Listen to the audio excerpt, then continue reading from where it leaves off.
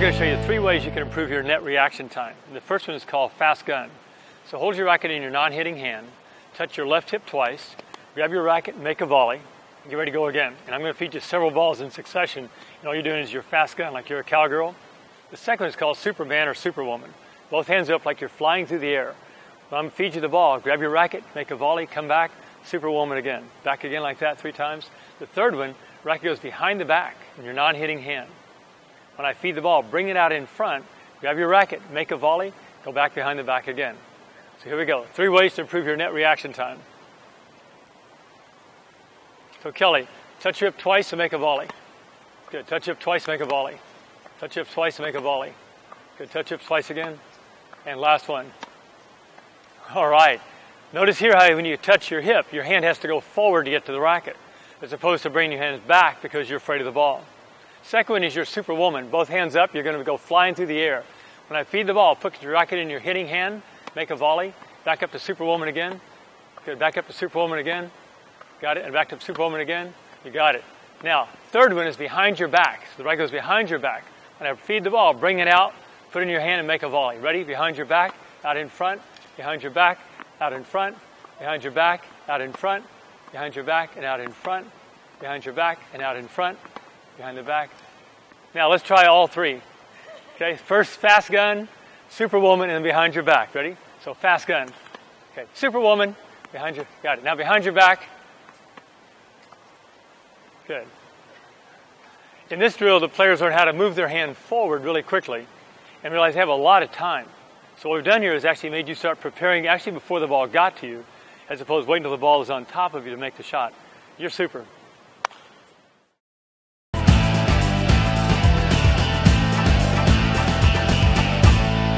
One of the things that I have players complain about, especially inexperienced players, is they don't have time to change their grips. That's what they think. So you have 3 tips for helping people with quick grip changes. What are those? Number 1 is as soon as you finish the shot, open your fingers. Okay. So you have to let the tension out of your hand, because as you play, there's a certain amount of tension in your hand. If you watch the pros when they hit, you'll see their fingers open. And when they do that, they let the tension flow out of their hands again. So now because the hand's open, guess what? I can change my grip. Most grip changes don't occur because this hand's so tight, you couldn't move it if you had to get it over there in time to be able to make the shot. The second one is making sure that the grip change occurs with the left hand, not the right hand. So a lot of times it feels really awkward to take your hand and move your shoulder in to make the shot, when actually it's the left hand that moves the racket in your hand. Once again, that only happens when the hand's relaxed enough that you can actually move the racket with your left hand. And the third one, for the quick change like that, is to take it with your first step. So as the ball comes, I say, well, I don't have time to change my grip. If you have time for a first step, you have time for a grip change. So most times, they're so tight when they take off, they can't change their grip right away. And we know that if I make my players quicker, they can respond faster. So part of identifying that you're relaxed is that you can actually change your grip. So the 3 steps would be learning how to open the hand after the shot, turn the racket with the left hand, and make the grip change with the first step. Cool. All right, so that's a great tip. If you're having trouble struggling with what you think are grip changes, that'll help you quite a bit.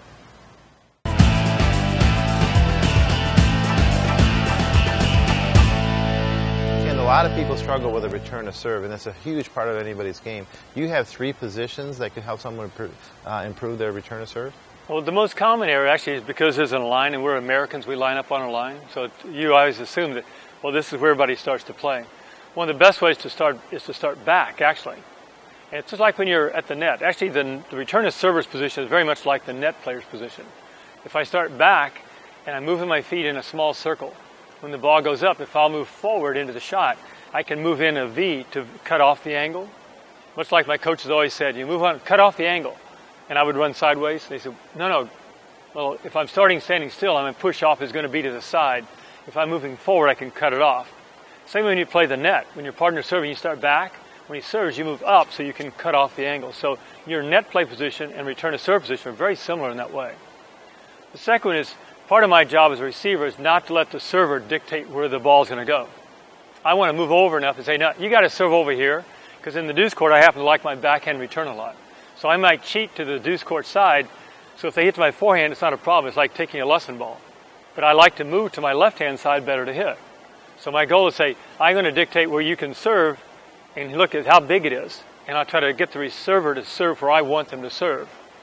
The third one is giving them different looks. I'll have my partner stand near the service line, over in the alley. I'll stand way up to return serve like this. I'll stand way back, and the further back I stand, the harder they try to hit it. Because they say, well, you just move further back, I can hit it even harder than that. So the best way to improve your net return position like that again is to change your positions. Okay, move in a V for victory like that, and give them a different look. Cool. So that's great ideas, guys. If you're struggling on your return or serve, or even if you're not, adding this kind of versatility and strategy to your return game is going to be key to your success.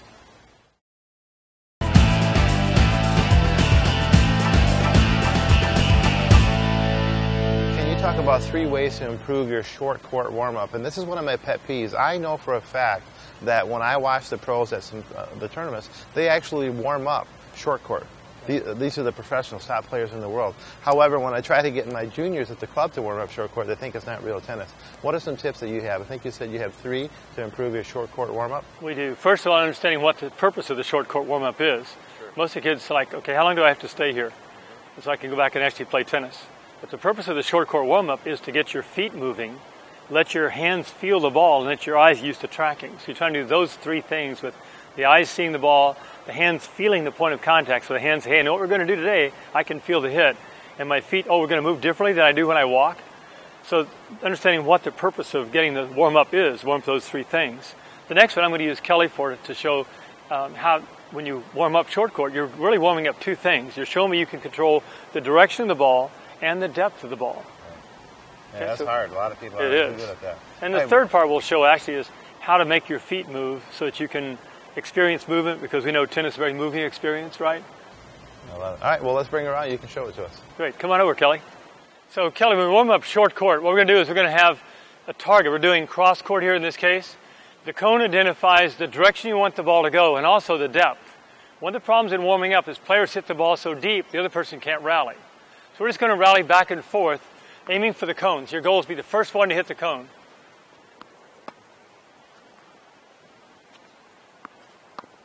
And because we're able to control the depth of the ball, we can actually keep the ball in play. So it's kind of fun, so guess what? We actually do get a chance to warm up. Awesome. Awesome. That's going to be a cone winner, I can tell. So Kelly, in this next drill, we want you to practice moving. So far you've shown me you can control direction and depth, but now we need to make you move, because that's the third part of warming up, is getting your feet to move. So after you make your shot toward the cone, circle the little small cone around. So here we go. We'll go. First ball's back there again. Now circle the cone after you hit. Got it? Now I'll circle the cone on my side. Good. Make the shot again.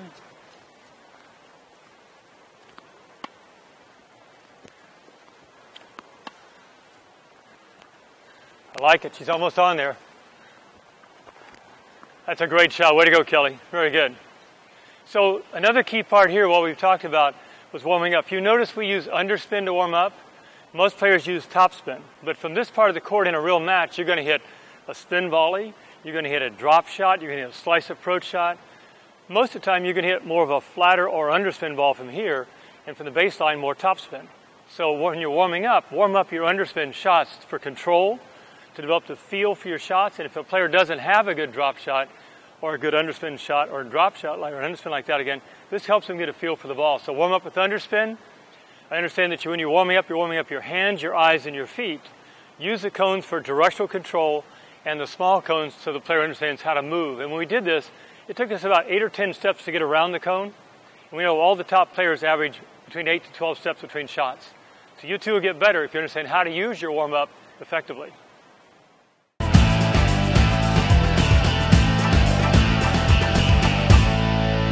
Have 3 job descriptions for the server's partner, the guy at the net.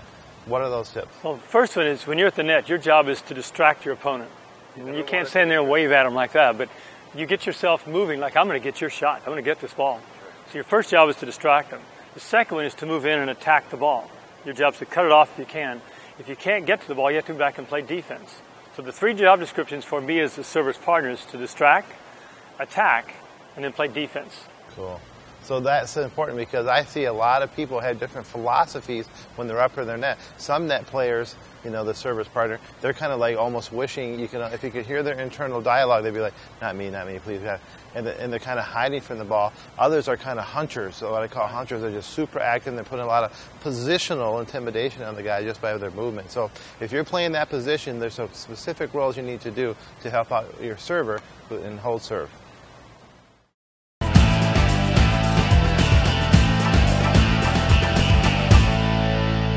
Underspin or slice, you know, this is a huge area for people to develop. A lot of kids don't want to learn that skill, and they lump them all together. But you have 3 types of underspin? Right, 3 types. The category is called underspin. But you hear the name, there's a drop shot, a chip shot, and a slice. Well, those names actually refer to the depth. We all know a drop shot is going to be a short ball over the net.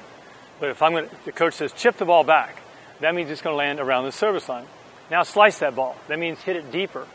So the names actually refer to the depth. So when you have them, you have a drop, a chip, and a slice. And it can even refer to the length of your swing almost. Right.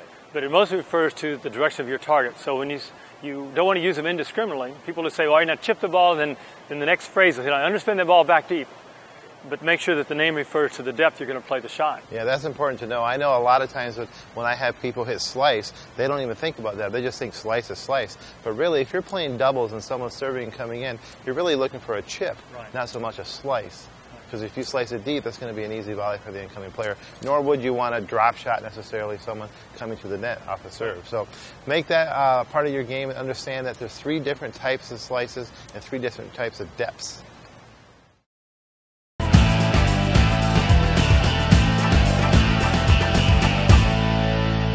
3 types of topspin is what you talk about. Now, topspin in today's modern game is just an absolute necessity because there's so much power, but how do you describe the 3 types of topspin? Well, it really depends on how I'm going to play the shot. There's the driving topspin, which we all aspire to hit. That's the one that, you know, it's a low, aggressive shot, gets by the guy before he can even hit it back. So the drive is my favorite shot, of course, but the loop is a very, very effective shot. And Nadal's the master of the loop. His ball's with such arc over the net and such high bounce on the other side, can easily keep the ball out of the player's strike zone. And of course, the 3rd type of forehand topspin is a lob. And the Bryan brothers talk about when to hit lobs, when not to. And they say you never hit a topspin lob when you're falling back because the ball will fall short. You'd use underspin in that case. So topspin lobs are more on the run when you're moving sideways on the shot rather than backwards on a ball. Yeah, what I like about this, Ken, is I know that topspin, when people, my players, particularly my juniors, they watch tennis on TV, and it's very deceptive because from the angle which they shoot professional tennis, it's kind of down, and you can't see or appreciate the loop that these guys have. But if you watch, I guarantee you, some pro levels tennis, court level or sideways, you'll see Rafa's the greatest example. Lots of balls that are really kind of loopers. And then one last thing to kind of show you how this is effective is, as a player yourself, you just simply have to do a quick audit. Who do you like to play against? Would you rather receive a ball that's been driven in your strike zone, or would you rather receive a loop ball? Well, almost always 9 out of 10 people will say, well, I don't want the loop ball. So if you don't want it, why don't you deliver it? Because that's what we're trying to do, is make it tough for our opponent. So those 3 types of topspin that you can use when you play.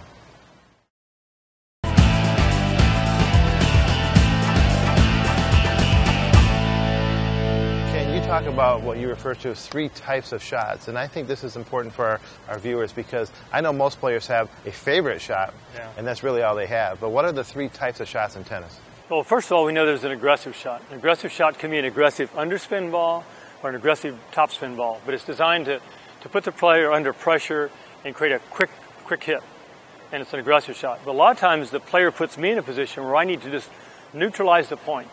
I realize I can't hit an aggressive shot back without giving away too much court and take away my own time. But I neutralize the point and say, okay, look, I don't like what you gave me. Let's just start this thing over again, like a big kick serve. That's a good time to get it back in play and neutralize, say, okay, you gave me your best shot, I got it back in play, we're on even basis now. Of course, the 3rd type of shot is the defensive shot. When you're pulled off the court, you're running back for a ball, and you just kind of get it up in the air and say, I need to buy time. So in effect, all of our shots in tennis are time management skills. I'm either going to take away time or I'm going to buy time. I'm going to take away time by hitting an aggressive shot. I'm going to buy time by neutralizing the point, And I'm going to buy a heck of a lot of time by trying to defense the ball or keep it in play a lot. Yeah, one of the things I like to tell our players is when you decide what you got to send, it really depends on what you receive. On my computer button, there's a button that says send, receive. They're the same button, right? So I think a lot of tennis players fail that. They know what they like to send. Maybe they like to send offense or attack, but they have no regard for what's coming in. So if something comes in blazingly hard, they don't care. They just regard what's coming in. They only worry about what they send. So you have to use both. Ken's 3 types of shots are very helpful to determining how you should be playing and how you should be playing from the baseline.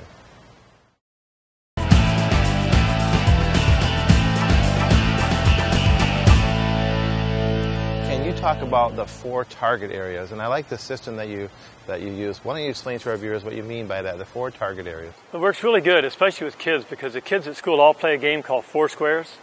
And tennis is pretty much based on those 4 squares. There's square 1, which is on the other side is the deuce service court, and that's where the ball would be if I hit there. So that's square 1. Square 2 is a square behind that, which is back there by the deuce court side. Square 3 is behind the ad court service box, and square 4 is inside the ad court service box. So pretty much if you know how to use those 4 squares, and it's very much like baseball, George. If I had a baseball come to me, I have to decide if I'm going to throw to first base, second base, third base, or home. That's all my decisions are based on. So I can actually start to create patterns once I understand the 4 squares, like running a 3-1-3. Deep to the person's backhand, short to their forehand, and then back to their backhand again. Yeah, I like that. And once I understand the patterns on that side of the court, it helps me understand what players are doing to me, because I understand how my patterns are set up against me by court 1, square 2, square 3, and square 4. And I can say, oh, he's running a 2-4-2 against me. And I can figure out how to counter that by the pattern I set up against them. Yeah, and one thing I really like about the 4 squares is that I find that most of our players, particularly juniors, they have no interest, they don't even occur to them that maybe they want to hit to area 1 or area 4. Right. They just think that's not real tennis. So just having those areas defined in as a target, as a possible target, is very helpful. If you're playing tennis, just hitting into the box, hitting into the whole court, that's not a pattern. You have to develop some patterns. The 1, 2, 3, 4 target areas will help you do that.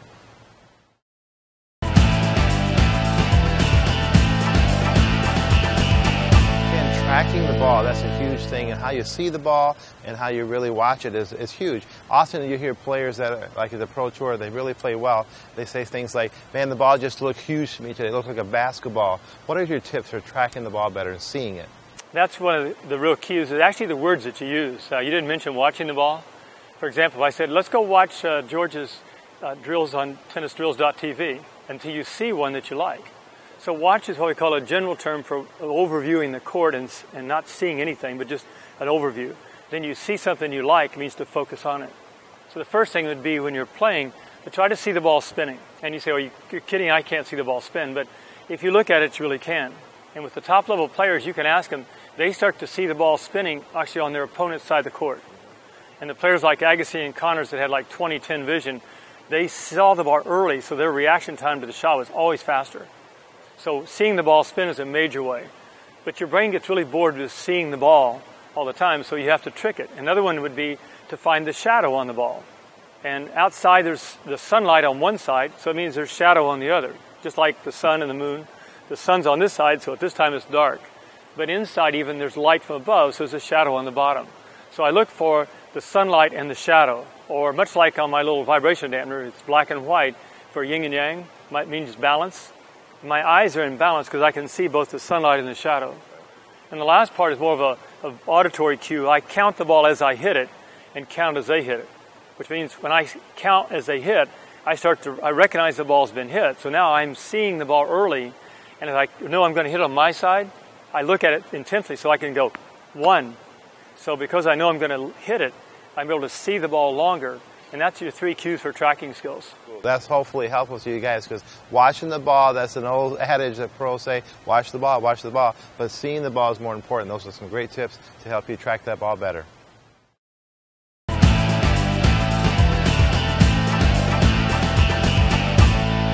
And I know that when people volley, they get messed up with their footwork. Now you have 3 steps that will handle most volley situations? Yeah, one of the most common steps is when the ball's out wide, the player just steps out to go for the ball, as opposed to crossing over.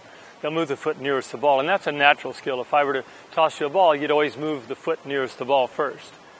The second one is when I have to run a long distance for the ball. There's a move called a drop step, where I actually drop the right foot inside so I can out of balance myself to run fast for the ball like that. And the third step is when a ball is coming right at me. Instead of stepping back, I'll do a front scissor where the foot goes in front. I reposition my leg so I can move into the shot.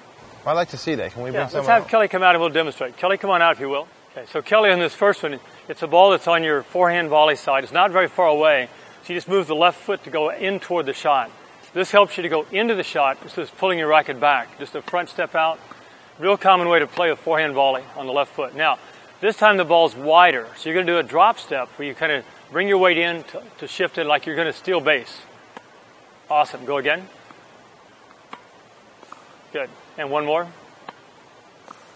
Now, in this third volley, it's when the ball's into your body and you're jammed. And you might have a tendency to do a back step to step away from the ball, like that. But that pulls your hands back. So in this case, your left foot's going to go over on the right-hand side.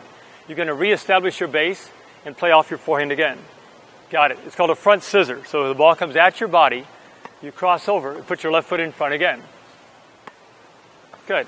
If you'll notice, it's called a front scissor because her front leg goes across and she scissors in front to play it. And that's the 3 steps you would normally use to cover most volley situations.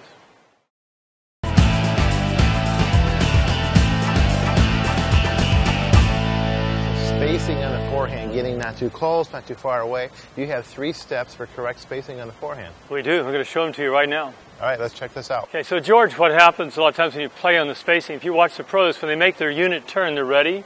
The next move you see them start to hit is the hand goes away and comes out. And this hand becomes a tracking hand. So to help the students understand how to use the body correctly and also to create space, so when the ball comes, I'm going to catch it. So when the ball comes in, I'm there, I catch it. And that helps me learn how to get the right spacing away from the ball. That's what this hand is for. Players who hold their hand in too tight typically crowd themselves on the ball. So one more time on that one. I make the turn, hand goes out, I catch it. Now the second tip is as I drop the ball, I find out it's exactly in my hitting zone. So I realize that that is the spacing I want.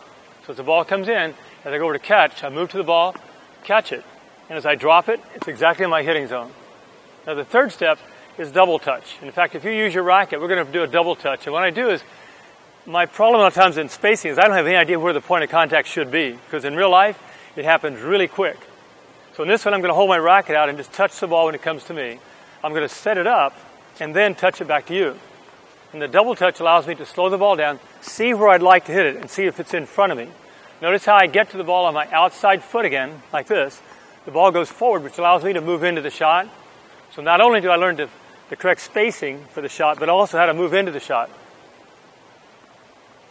I think we've got it. I like that, Ken, because I see so many of my players, not so much that they're reaching, but there's so many of them that get jammed up on that forehand side. They have this little, look like that. It's a Colonel Sanders chicken wing. That's right. So hopefully those tips will help you on how to properly space for the forehand.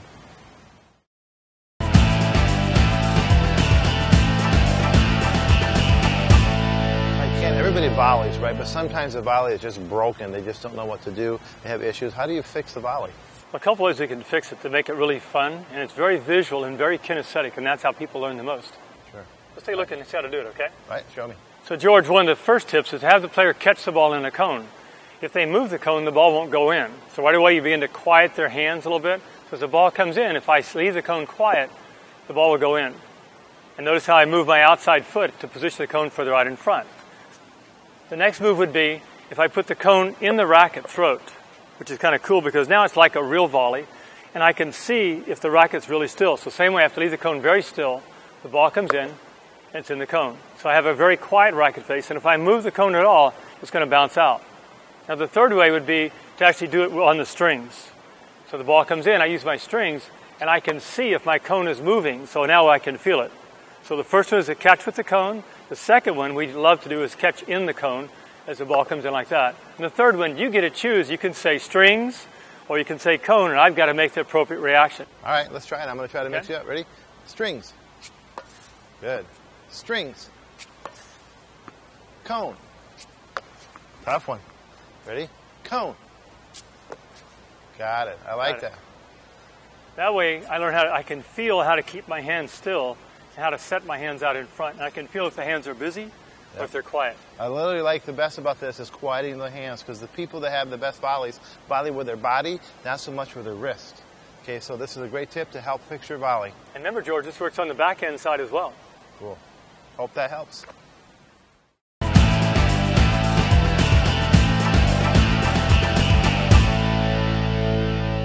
Ken, let's talk to our viewers about the 3 kinds of movements for the ground stroke and the volley. What are they?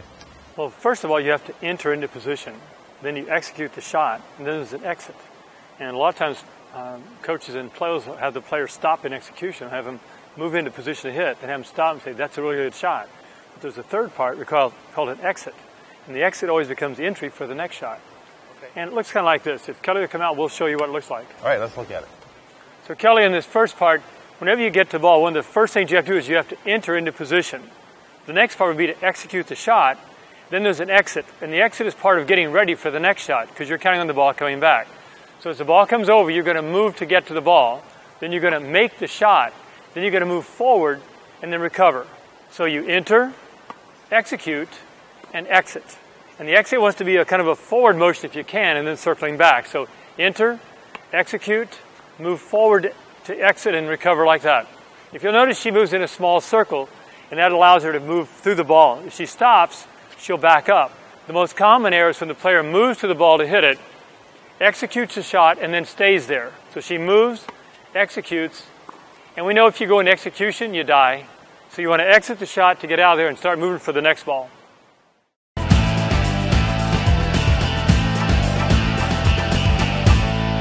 And I think one of the most misunderstood areas of how to play good, proper doubles is when you're not hitting the ball. You're the guy that's not hitting. These people don't know where to go, and there's a lot of you have to say about exactly where that non-hitter should be playing. Well, one of the best ways is to actually use things on the court where the players can see where to move instead of just hearing it. So we're going to show you how to move from the red dot to yellow dot to green dot, and then how to move when you've been lobbed. Where do you go to when the lob goes over your head and your partner has to cover for you on the shot? All right, let's see it. In this case, Kelly's going to start on the red dot, because she's in an offensive position because the ball's on my side of the court. When the ball goes past Kelly, she'll move back to yellow for defense, and George will return the ball back to me, and she'll come back to red again. It's red because it's hot, and she's in and out of that spot. It's yellow because it's defense. When she poaches, she's going to go to green. So Kelly starts on red, back to yellow, back to red, back to yellow, back to red, and now she's going to poach and go to green. Got it. And the yellow is there, so she'll go through the ball. Now, sometimes if the ball's returned wide, she might poach to the outside toward the alley. That's a poach the net player uses also. So watch what happens on this one. She goes back to yellow for defense. The return is wide, and Kelly covers down the line to volley through the shot. But what happens is, really this key is, there's a lot of doubles lobs. So in this case, Kelly does the dance, but then I get nervous, so I lob over her head to square 3. Watch where Kelly goes. She'll turn to the outside, shuffle back to the yellow dot to the hot seat, and read the play to decide if she should go back all the way or come back on defense.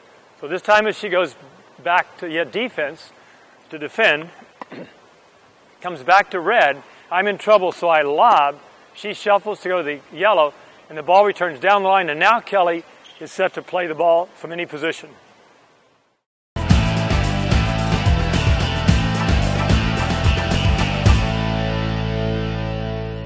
So Ken, let's talk about the depth of an approach shot. I think a lot of players think you approach deep because the guy's back and you want to keep him deep. That's not always the case, is it? No, in fact, we've been taught hit the ball deep, but there's different depths, and that's one of the big differences. So we've kind of shown you about these yellow markers where the different depths might be. For example, a short, really short ball like a drop shot, a short wide angle ball, or once again the traditional deep ball to the baseline. But let's look how that actually happens out in match play. Okay.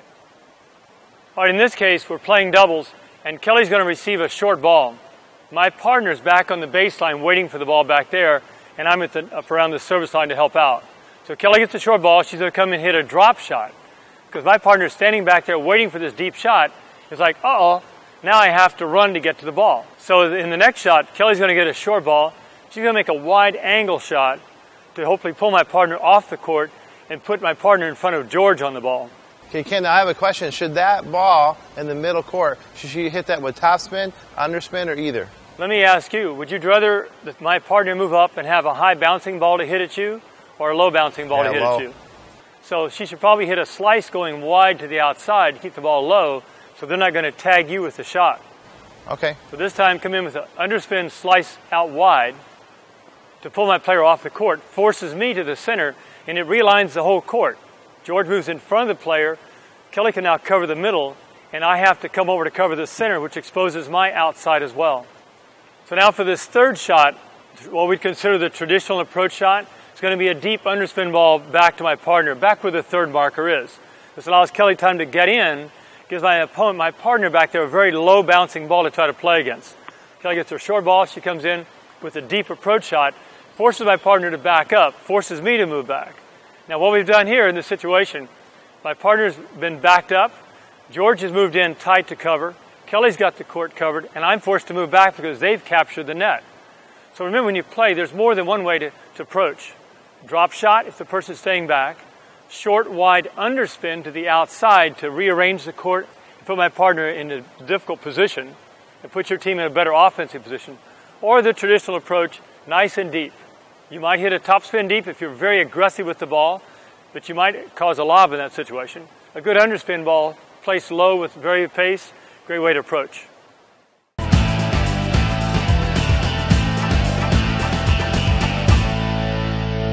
Ken, when it comes to lobbing, I think the lob has a bad PR agent. For some reason, people don't like the lob. They think it's a wussy shot. But yet, it's one of the most effective shots in the whole game of tennis. Now, you have three kinds of lobs you want to discuss. What are they? Well, first of all, there's the topspin lob, which seems to be everybody's favorite shot, which is good at certain times. There's an underspin lob, and there's also a shot to the moon. You want to see what those look like? Yeah, let's check them out. Okay. Check these out. The first lob is the topspin lob, where the player goes way under the ball, brings the racket up over their shoulder to create an arcing topspin ball. So when the ball comes back to me on this shot, I'm going to go back, create a heavy topspin.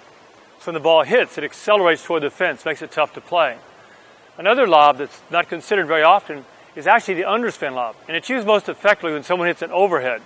So Kelly, if you hit an overhead back to me, okay, when the ball bounces down like that, when I hit underspin, it allows the ball to rise really quickly as it spins up off my racket. Great for playing defense and kind of controlling where the lob's going to go. The third lob is, I'm in trouble, I'm just trying to buy time. So I hit the ball all the way to the moon, as high as I can hit it to get myself recovery time. So when Kelly volleys a little bit away from me this time, and I have to cover the ball, I just hit high, so I buy myself lots of time to get back in the court. My goal, hit the moon. So with these three types of lobs, you can cover most situations. Falling backwards and hitting a topspin lob, not a good shot. Good time for an underspin lob.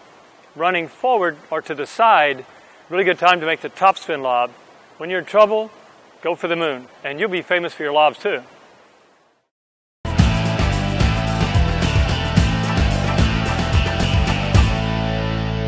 Nearly 100% of the players that play have a one-handed forehand. You know, there's occasionally some two-handed forehands, but is there ever a time to practice with a two-handed forehand? There is, and you use it mostly for technical corrections on helping a player who doesn't use their body correctly. They just swing the arm through, or they're not sure what to do with their other hand. It's like, where do I put my hand to be able to hit a ground stroke? So using it helps the player feel how to have training wheels for their forehand, and also how to connect their whole body without telling them, you got to turn your foot, then you got to turn your hip. With the two hands, much like the two-handed backhand, you find the player that understands rotation really fast. All right, so let's see this. Let's show our viewers what it looks like. Okay. In this first situation, Kelly has a forehand pretty good, but she doesn't use her body effectively. She just uses her arms. So watch her forehand in this situation. It's just an arm swing. So by putting her right hand on top of her left hand, notice she's a left-hander. So your non-dominant hand goes on top of the other hand, and watch how it coordinates her body as she turns her whole body now. With the two hands, she uses her whole body, and the kinetic chain is completed by going to two hands. Another situation where you might use the two hands is when the player isn't sure what to do with the non-dominant hand. It just kind of she hits the ball and it kind of like hangs inside, so it's in the wrong spot when she hits. It doesn't really help out. So by putting the hand on top of the other hand again, it's like training wheels for your forehand. It trains her other hand, her non-dominant hand, how it's going to be moving, so eventually she can let go and make the shot. So this time she'll demonstrate a two-handed forehand to show her how to train her non-dominant hand. Now the next move would be she'd take it back with both hands on the racket, let go to hit the shot, and then capture the racket again. So now she goes two hands back, one-handed hit, two-handed catch. So it's a 2-1-2. So there's a couple times you might use a two-handed forehand. One, again, is to connect the kinetic chain back together. 2 would be how to use the other hand, the non-dominant hand, correctly during a swing pattern. And eventually you can take it back with 2 hands, let go and catch it again, and you'll find that the two-handed forehand is a great asset. In fact, some of my club members can hit better two-handed than they do one-handed. Try it and see what you like about it.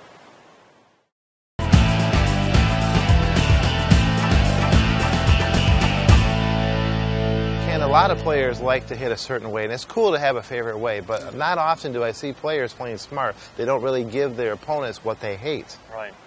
Well, that's one of the key parts. I'm not here to make you look good. I'm here to beat you. So I want to give you everything I find that you don't like when we play. And there's even some tests you can use to find out what a player doesn't like, and we'll show you what it looks like.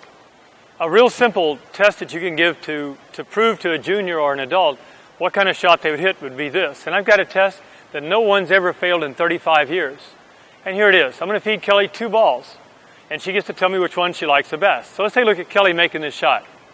Kelly, would you rather receive this ball, or would you rather receive this ball? So Kelly, which ball would you like the best? The first one or the second one? The first one. Okay, so what ball would you like to give your opponent then? The second one. So would you want to give them a pretty ball or an ugly ball? Kelly says, let's go for the ugly ball.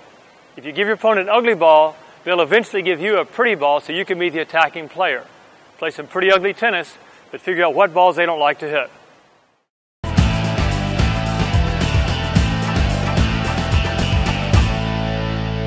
Okay, Ken, we want to be able to rally the ball and be consistent when you play, but are there different types of rally balls? What's the real meaning of rally ball? A rally ball is a ball that I receive that doesn't let me attack. It puts me in a neutralizing position where I'm forced to rally the ball back and keep it in play. And hopefully I will give her a rally ball as well so she cannot attack me. But a rally ball should be rising as it crosses the baseline. If it's dropping as it approaches the baseline, I wouldn't rally the ball, I would attack the ball. So as Kelly and I rally a little bit here, we're going to see how many balls we can rally by making the ball rise as it crosses the baseline. All right, let's check it out. Okay, as Kelly receives the ball should be rising as it crosses the baseline to her. Same way, the ball comes back, if it's rising, she's forced to rally the ball back to me. She cannot attack it. Notice how the ball is coming up on her? So she's forced to rally and keep the ball in play. If you see the ball start to drop as it comes to the baseline, she would attack the ball. She wouldn't rally it. She'd create an offensive shot. So as you go out to practice the next time, remember, as you rally with your partner, that means you're going to give them a ball that's rising as it crosses the baseline, which puts the ball in a neutralizing position for them where they cannot attack you. So make sure when you're rallying, you're really rallying, and you'll get better really fast. You'll also discover when to attack in a game situation by understanding the ball's dropping, go into attack, the ball's high, rally and neutralize.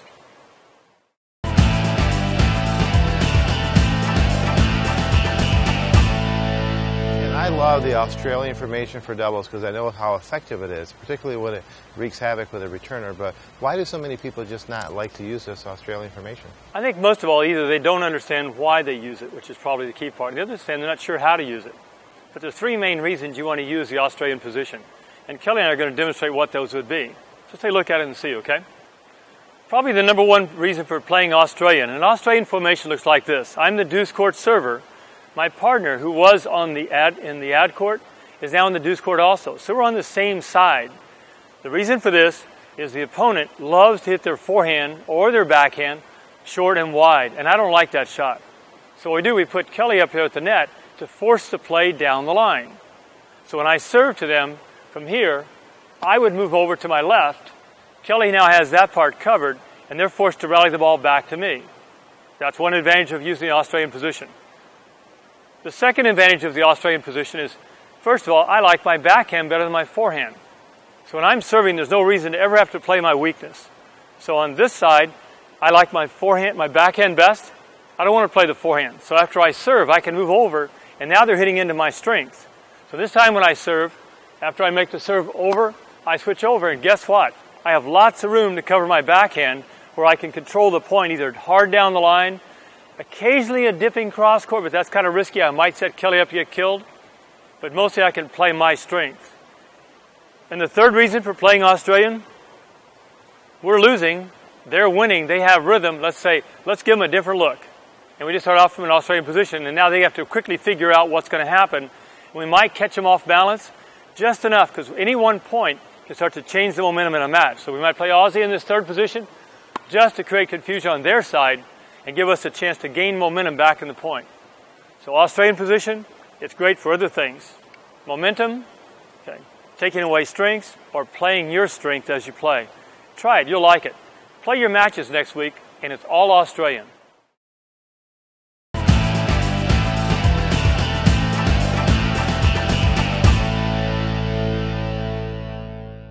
Ken, let's talk about the 3 best types of doubles returns you can use to start a match. I know the most common one is just to rip it cross course, not necessarily the best. No, it isn't.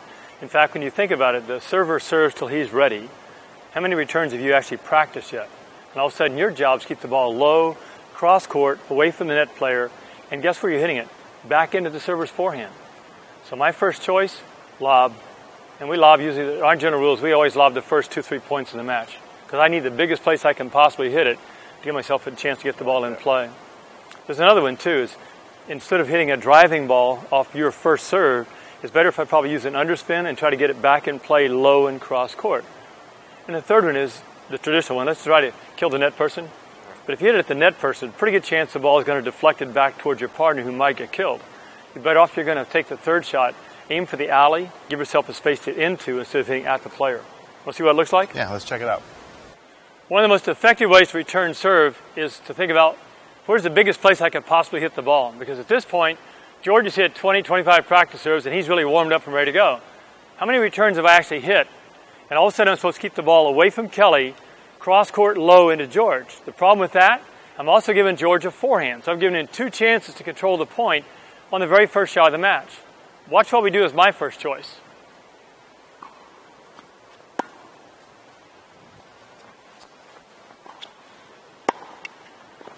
So with one shot, I've gone from defense to offense by choosing the biggest spot I could possibly hit the ball in. My other second choice would be to chip the return, because once again, George is hitting his first serve, and if I try to hit a topspin return, a drive off his shot, I may have a hard time controlling it. But if I can underspin the ball back, I have a better chance of reacting to his faster serve. Let's watch what happens.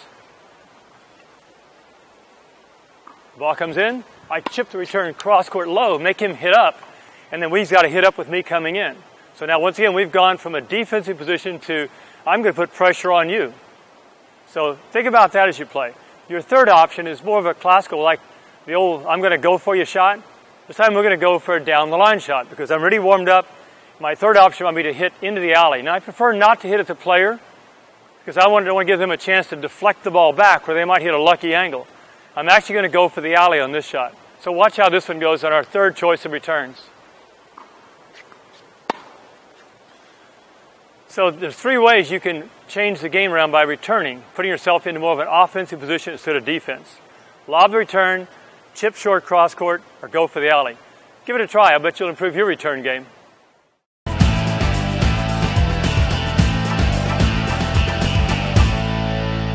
Ken, it's so easy to serve and kind of serve dumb if you're not really thinking about what you're trying to do. Okay?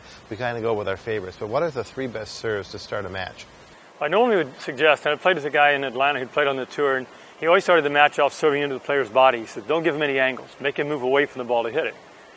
The second time he served, he'd serve a lot of balls up the center again because he's serving into my weaker side and really allowing his partner to be more aggressive. And the third time he served, he'd start serving out wide.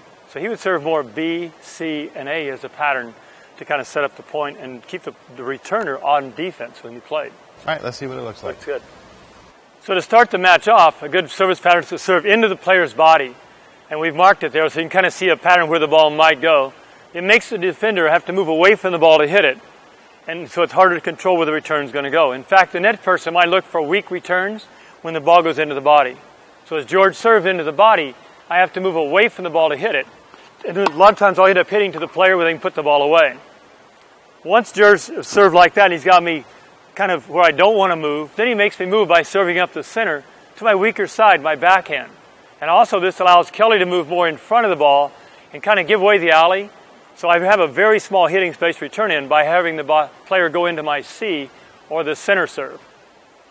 So the ball in the center makes me move over and make a return go inside out, which is much more difficult to return to make. And if I try to go down the line at all, Kelly's there to cut it off. And once he's got me where I don't move, then I'm moving to cover my weakness. What he's actually set himself up for now is the wide serve. So watch what happens when he serves out wide to the alley.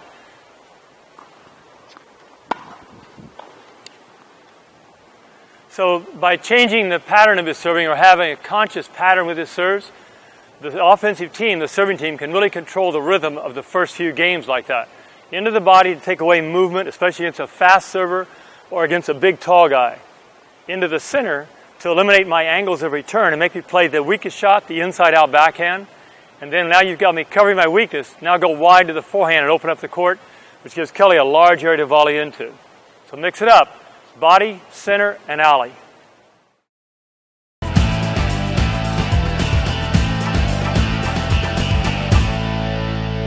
Maintaining balance on the court where you play is tough, but it's so important. But what is the beer drill?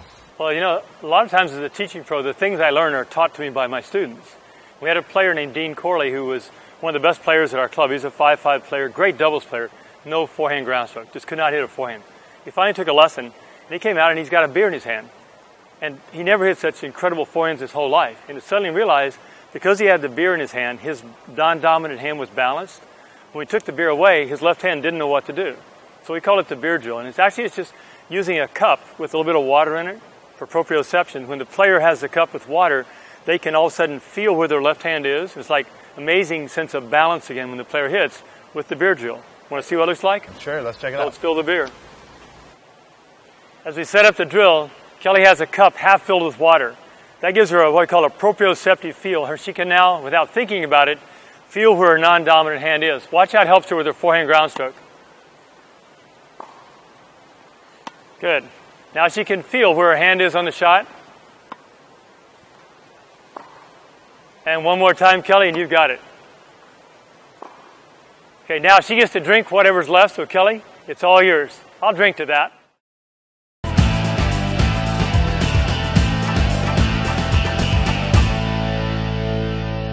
Ken, most people play almost exclusively now from the baseline. They make a living hitting ground strokes. What are your three parts to a ground stroke? Well, what we do, we call it a tough forehand. For example, on the ground stroke, it's a tough forehand because you turn, you touch the ball, and then you finish. So it's real simple. You turn, touch, and finish. Notice we use the word touch because if I tell someone to hit, they'll tense up on the shot. If you tell them to use touch, they'll stay relaxed with their grip. So by using the tough forehand, turn, touch, and finish, easier to remind them of what the parts of the forehand are going to be. Cool. That's huge because so many players, they really ignore this part of the game. It's how most people play. This will help you get a little bit more solid on the ground strokes. Hope that helps you.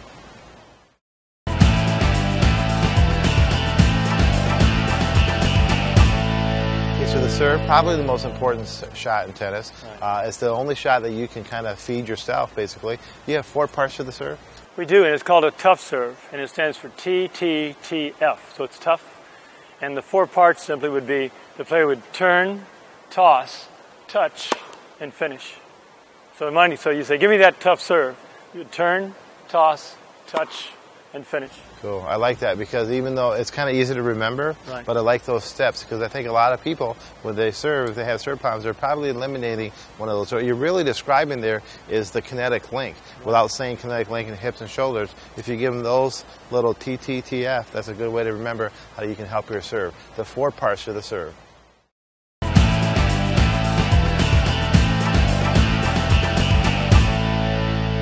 So we got our court, we got to cover our side, but what are the three parts of the court? You have a creative way of explaining this to players? Yeah, it's called red, yellow, and green. The red, of course, is danger. Don't go for offensive shots so much. Yellow is a midcourt where you're approaching using caution because it's yellow. And finally, you're in the green zone, you're going to go for angles more than depth. Or try to imagine like this. Imagine there's a highway running across the courts. And one side of the street is the sidewalk over here. I'm safe back here. As I enter the sidewalk and then leave the sidewalk into the street, I've got to get out of there. That's a transition zone to be able to get to the other side of the sidewalk. Knowing the red, yellow, and green also kind of tells you what kind of shot to hit. Here I'm more of a defensive looping, trying to create an opening shot. When I get an invitation to come in, now I become more aggressive with the yellow shot to attack. And finally, I'm in the green where I'm going to go for the put away. Okay, cool. I like that highway analogy because I have a lot of players that they get here and they kind of hang out. You know, they want to play in the highway, play in the street. You know, sometimes you want some nasty kids to go play in the street. It doesn't really help for tennis, right? So that's a good tip for you on your ground strokes and the three parts of the court.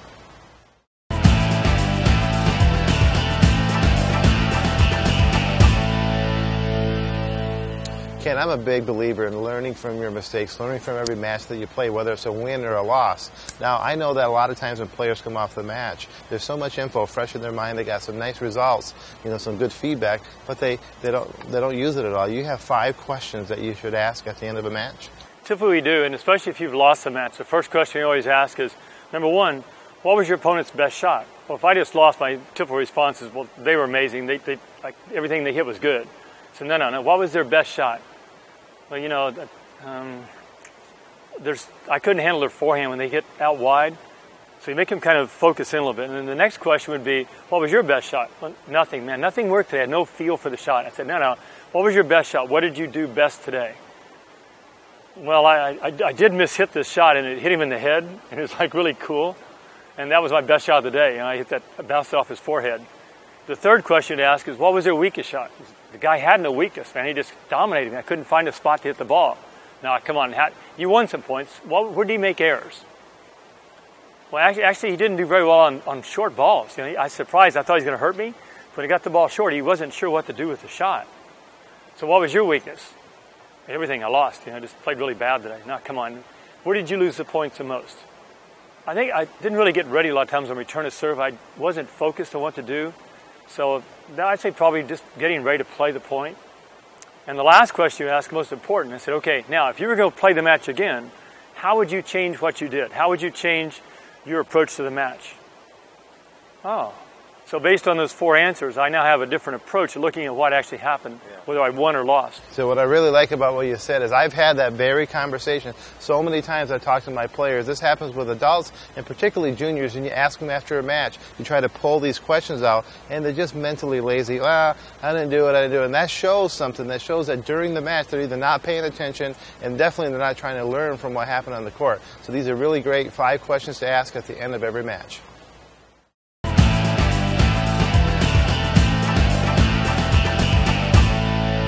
When I grew up playing, my coach never told me to hit the ball cross court. He would tell me to hit the outside part of the ball.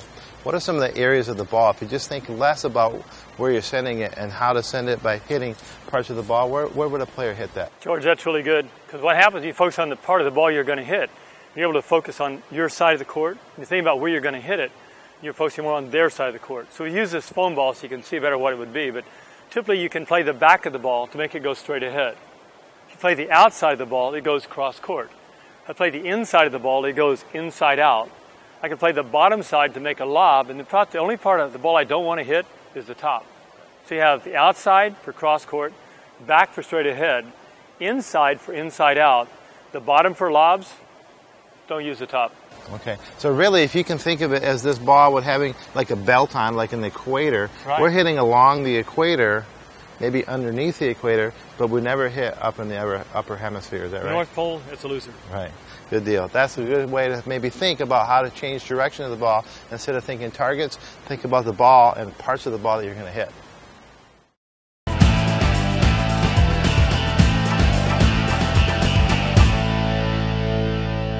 I'm always preaching to my players serve variety, that it's all about how you serve different kinds. Be more of a pitcher than just a hurler. So you have 4 kinds of serves? Right. We've talked before about the 3 places to serve, into the center, into the body, into the alley. But when you do that, you have 4 options. One example would be a flat serve. You just toss it up, make good contact, hit a flat serve. But I could also hit a slice serve by moving the ball slightly to my right, hitting the ball on the outside edge again, like we talked about earlier, playing the outside of the ball to make the ball have slice. The topspin serve would be I'd toss it up, hit a little more on the bottom side to make the ball have a rotating forward or a topspin motion like that. But one that people forget to use sometimes is when it's really sunny out or really windy or your shoulder just tired, it's to serve underhanded. So serving here but serving underhanded is one of the 4 ways to serve. And using all 4, hitting it to the center, the body or the alley, gives you 7 options to play really fast. Yeah, I think that's great. Variety on your serve. One little tip that I have is if you were showing that kick serve or that topspin serve, I have a lot of players that are asking me to teach them that shot. And I think one thing that I'll just share with an additional tip, if you're going to hit a topspin serve or a kick serve, you have to have that ball above your head. You can't. The only way you're going to hit topspin is to go high, low to high, or maybe 6 to 12 on a clock. Right. Well, on a serve, I can't do it this way because it won't be effective. So I have to get myself in a position when that ball is above my forehead, now my racket can do that. So a huge tip for when you're hitting that topspin serve is getting that tossed back above your head. I like to think of it as you're going to aim it to hit it on your forehead, but instead, you hit it instead. So locating that toss properly on that kick serve is almost essential or it won't work.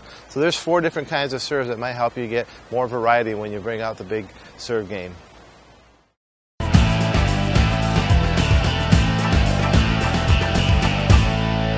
Doubles is what most people play. That's what's fun. That's what most people play after they compete in college and such. But what are 3 ways to develop like a complete doubles game? Well, one of the most effective ways, play with altered scoring. For example, change it up so you play no ad scoring instead of regular scoring. Play so that you start all your games from 30 love or down love 30. You can also play a game that I know you use. If I get up 40-15 or 40 love, if I lose that point, the other person takes my score. And I have to drop back because I shouldn't be losing those 40-15 or 40 love points. So by altering the scoring, I can also make the game more exciting for myself and make me have to play under different pressure because I'm so used to playing doubles, and particularly when I play the same people all the time. Another way is alter positions. Play all your matches from the I formation, from both players back, from the Australian position. In one match we played a combo, which is a 3-0 and a 4-0 like that. And I was playing with a player who was a weaker partner, and they kept hitting to that partner all the time. I could never touch the ball, no matter what formation we used. So finally, I had them serve from the baseline in the center, and I just ducked down right in front of them. As soon as they hit the ball, I stood up, and I was going to be able to get to the next ball. So at least we had a chance to get in. I had one chance to make something happen during the match instead of just being on vacation. So altering your position can make a fun way, and then if we do that a lot of times, we can change momentum in a point, or we can mess up somebody's game really bad. And if they do it against us, we say, I see that all the time, that's no big deal. And the last one is altered shot selection. Like play your game and say, this game, doubles today is underspin only. Okay, or this game today is, you have to serve and volley every point. Or this game is topspin only. Or this game, lob only. And by changing your shot selection in your choice of shots, you develop skills that you normally wouldn't use. If you think about it, McEnroe said he played doubles to work on his game for singles, because in doubles he had to hit lobs, drop shots, volleys, and he had to return into a small space like that. So the best 3 ways to develop a complete game is change altered scoring, altered positions, and altered shots. Yeah, that's great. And I want to just encourage you, so many players don't want to try new things because they don't do them well. They'll go for like 2 seconds and say, well, that didn't work, and they abandon it. Add these skills to your game because this will make you way more complete. Hope that's helpful to you.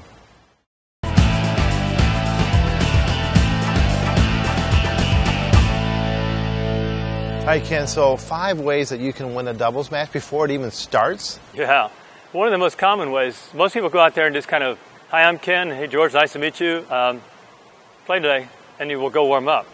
Well, it works better if you come out right away and you spin before you warm up, because you want to know which side you're going to warm up on when you start to play, because you might have the sunny side or the windy side. So we make it a rule, you're not allowed to start the match until you spin first to warm up. The second way when you're playing in that is just to decide the service order. So when we spun first, so now we decide who's going to serve first. So George is going to serve first for our team. Okay, Kelly's going to serve first for their team. I'll serve third, and Terry serves fourth. So once we know the service order, it kind of tells us almost how to warm up. Because since you're going to serve first, you're probably going to take a lot of serve practice. The second player on their side is going to probably take a lot of serve practice. On my side, I'll take a few serves, but I'll take more overheads than I do serves. So as you're warming up, I might practice returning the ball back to you. And people think that's illegal, but it's not. If I'm already warmed up, all I would need to say, well, I'll give you the ball back so you can serve. It's okay to return the serve. It's not okay to go for winners, though. So the first and second servers will hit a lot of practice serves. The third and fourth players will hit more overheads and practice returning the ball back to the servers. So as a match starts, after you serve, it's going to be another game before I get a chance to even serve anyhow. So I'm going to return before I serve. And the fourth player is going to return twice before they serve. So they're going to play 3 games before they even get a chance to serve. So knowing how to warm up correctly using those makes a big difference. And there's 5 ways in there to figure out how to win the match before it actually starts. True. Think about these things. They're creative. A lot of people just start a match. They don't have any kind of thought process beforehand. This will help you win.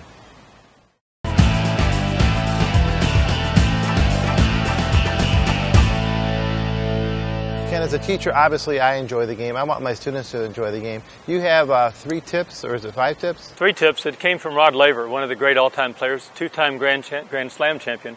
Rod's 3 tips were this. First of all, he said get 70% of your first serves in. Second was work on new shots, because you got to improve your game even if you're the best in the world. And the third one, use your 20 seconds between points to organize and manage your time. So his 3 tips were first serves in, try new shots, and learn how to manage your time between points. Yeah, that seems so simple. That's such a short, nice tip. Yeah. But if you think about what those things are saying, the advice in there is very deep. So check out that thing, straight from Rod Laver, see if you can get better at your game.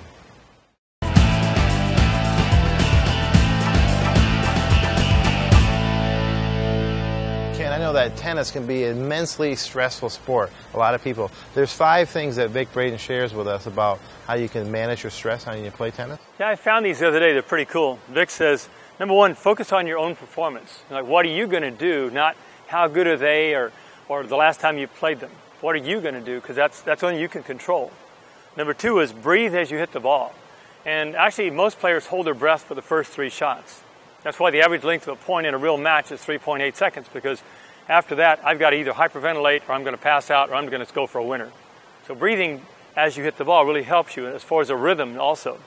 The 3rd tip was count as you contact the ball. So as you're hitting, count 1, 2, 3, 4. Because we like rhythm. We're like music.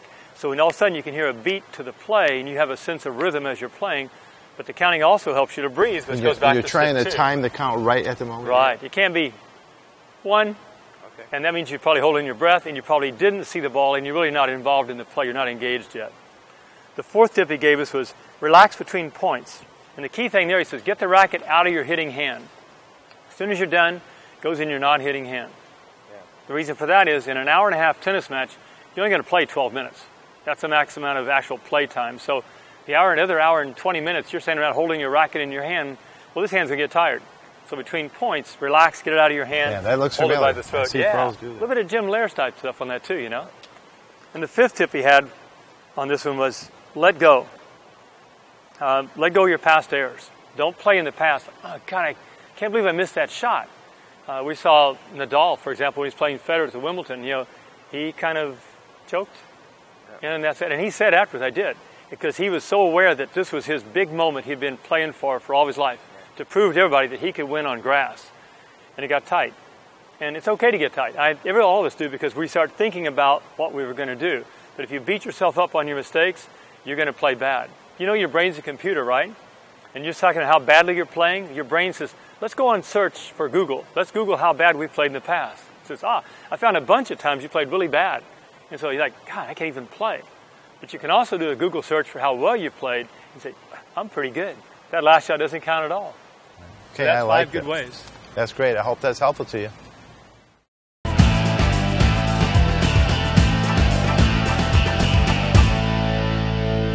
Ken, I love strategy. I wrote a strategy book that still sells pretty well. What are Harry Hopman's 4 clues to strategy?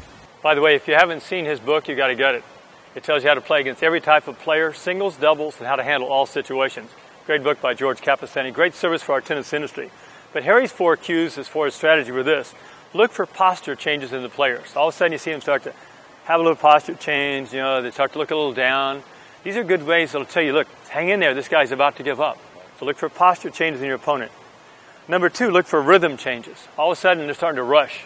They're back there and they bounce the ball twice and they're ready to go. Or a player who typically hits the ball in the net, and since we don't have ball boys when we play, I have to go pick it up. Well, all of a sudden I decide not to pick it up because it's a long way up there and I just want to serve again. So look for rhythm changes when the player starts to go.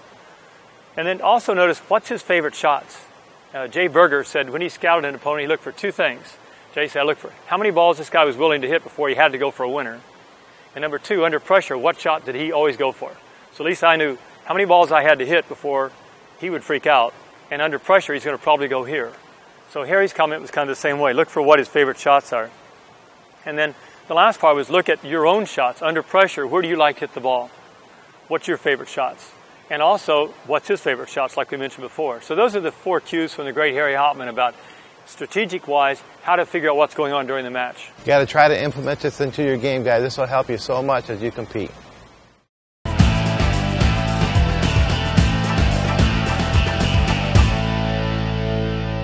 hear from a lot of players and a lot of reviewers, they're saying, you know, they have a problem with that dreaded continental grip, you know, when they serve. How are some things that you can keep that grip right? Well, one of my students taught me that. I tried duct tape for a while. I'd put it on and duct tape it. The problem was the next ball back, they were in trouble.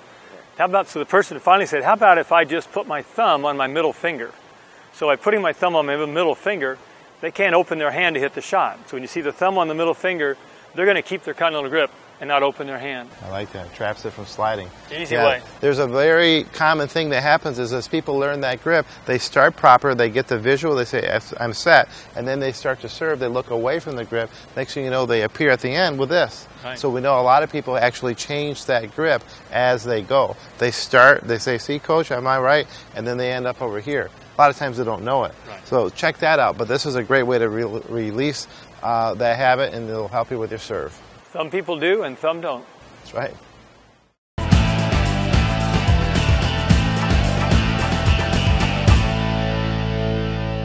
Okay, Ken, we talk about paying attention to attention. I see all sorts of people on a scale of really focused, unfocused. How do you explain that?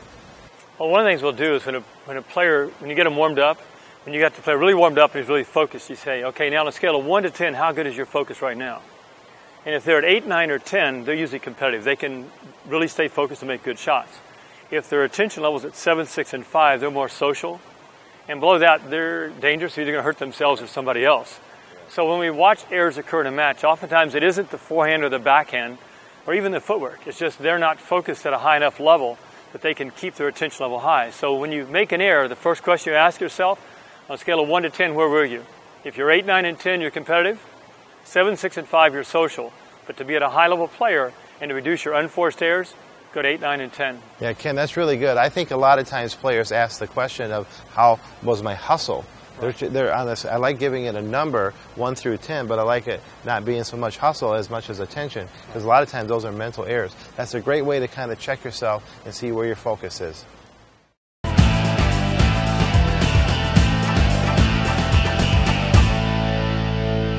Ken, at a recent Tennis Pro convention, I heard a big debate, you know, and the guys were talking about open stance, closed stance, and like they had like debating like, well, this is the only way, it's got to be all open now. What really happens? What are the different types of ground strokes footwork? Well, in a match, you're going to use a lot of different footwork patterns based on the position you're in or the ball you received.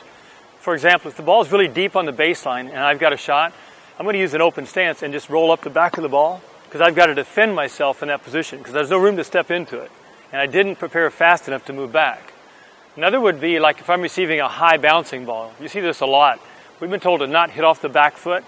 But when the ball's up high, the player actually does what I call a move called a step back. The ball comes in high. He's on his right foot as he hits. He steps back, which allows his right shoulder to come through. He lands on his left leg. He's able to recover back into the point again. So that's correct too for that type of shot. The third one might be running wide for a ball. So I'm really running wide for a shot. I'm probably going to hit off this foot. And I hit, land on that foot, and come back again. So I can come back in that way. My favorite actually is how to handle the short ball. It's called a front scissor. The ball comes up short. I bring my back foot up in front. So now I can move through the ball and have a balance. Players who use the wrong foot will have to typically bring their left foot in front, bend over, and push back when they hit. Right. And of course the fifth shot, yeah, you see a lot of that. The last shot, of course, is the classical shot. The ball comes to you, you're in the right position, and it's heavenly. But you're going to use all 5 of those shots, probably even in a rally. Right. See, I think that's the key important thing. With all this evolution of the modern game, a lot of people are confused about, well, is this what I'm supposed to do exclusively? The reality is even the best players hit all 5 kinds. The key is to see the situation you're in. You really need to be able to hit them all.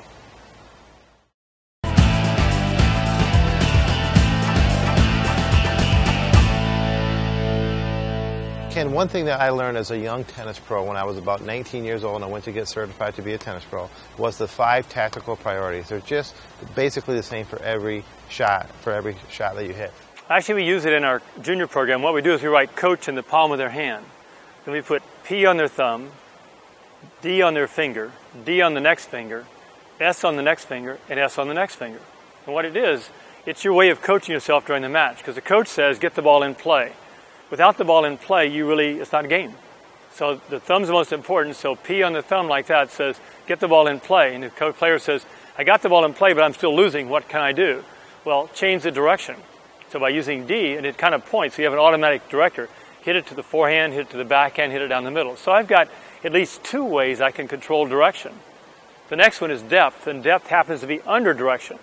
So I can change the ball. We've been told hit the ball deep, and we assume deep back here is the only place, but actually there's a shorter depth too. So we can hit a drop shot, a chip shot, or a slice, or a driving type ball. So we have 3 different ways, or at least 2, short and deep, of controlling depth. Well, the way I make that happen though is by using spin. I might use underspin or topspin, even occasionally a side spin, but at least I have topspin and underspin. So I have 2 more ways of changing my spin to help me control the depth I'm going to hit the shot. And lastly, I have speed. And everybody usually wants to go from, I got it in play, how hard can I hit it? Right. And they're hanging loose. But what happens is you have 3 speeds. And we've kind of, in our lesson, we teach the players to hit level 3, which is hard as you can hit it without missing. Level 2 is a rally ball, where you can keep the ball in play. And level 1 is a funky, spinny, ugly ball like that players hate to receive.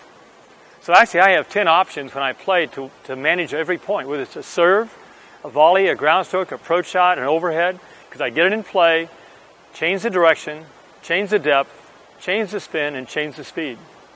If you can't win with 10 options like that, you need help.